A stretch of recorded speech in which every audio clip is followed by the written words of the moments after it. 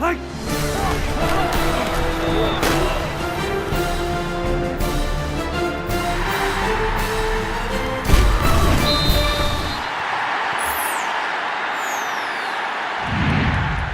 the Opupco Studios in Oklahoma City, this is an OSU update with Gina, Mizell. I'm Jenni Carlson. It's NFL Draft Week. Time to see where some former Cowboys are going to be now playing their football.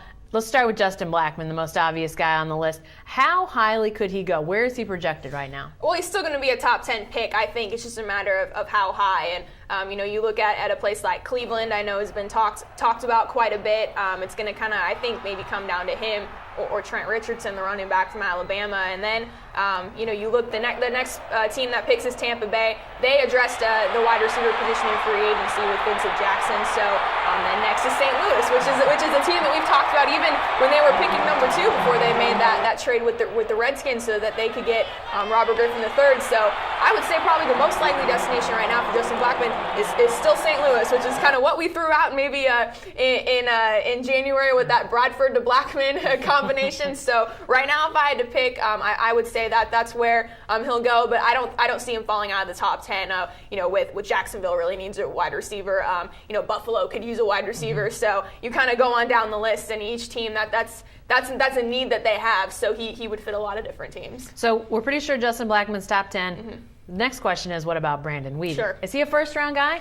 It's going to be borderline. I mean, it's going to be interesting to see, how that shakes out. I think he could go towards the end of the first round. Again, Cleveland, I think, is probably the most likely destination for him. Right now, the Browns pick 22nd, and they also pick 37th in the second round. So they kind of have 2 picks there where they could address the quarterback position, and maybe they even trade down and still take him, or trade up from that second-round pick and still take him. So I think Cleveland is probably the most likely destination for him. Other teams that I've heard thrown out, Kansas City an option early in the second round, and depending on what the Miami Dolphins do, I think everyone thinks they're probably going to take Ryan Tannehill with one of those top 15 picks. But if they for some reason don't take him, I think Miami could be an option as well, which would be interesting because that's kind of been that battle between Weeden and Tannehill, and Miami's kind of been thrown in the middle of it. So yeah, borderline first round pick for Brandon Weeden. So I think that's going to be what's really interesting for Cowboys fans to watch this week. So we know those 2 guys are going in the first 2 days. Any other guys that you expect maybe in the first couple days, or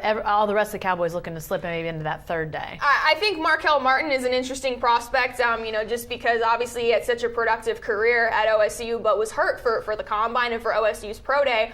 He had his own Pro Day last week, but he said he was only about 80%. But still, he could maybe be a mid-round guy. He's projected as one of the top safeties, but safeties depend. Unless you're an elite talent, you fall a little bit. And I think he's really the next one. I think the rest of the guys, guys like Jamie Blatnick might get drafted. Johnny Thomas might get drafted. Keep on going down the line. I think that they'll go later, and someone like Josh Cooper is probably going to sign a free agent contract or get drafted late. So Markelle Martin's probably the next guy to watch after Weeden and Blackmon. All right. Thanks, Gina. Be sure to stay with the best coverage team anywhere at newsok.com and every day in the Oklahoman.